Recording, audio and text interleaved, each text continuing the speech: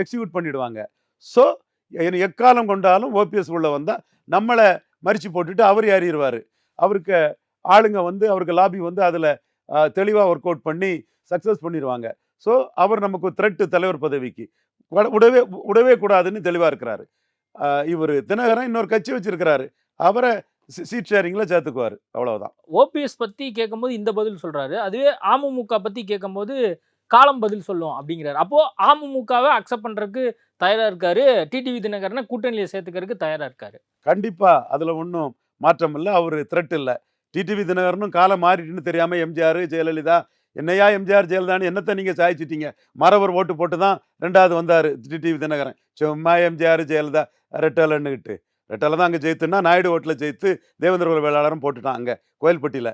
Dynamics எல்லாம் மாறி போயிட்டு எடப்பாடியை நம்பிக்கிட்டே தினகரன் நின்னாருன்னா, அல்வா குடுப்பாரு எடப்பாடி. தினகரன் நல்லா அந்த அல்வா வாங்கி சாப்பிடலாம். கரெக்டா பொலிட்டிக்ஸ் பண்ணுனா ஓரளவு இருக்க ஓட்டுக்கு ஒரு முக்கியத்துவத்தை காப்பாத்திக்கலாம். அது தினகரன் முடிவு. இன்னும் பண்ணிட்டு போறாரு.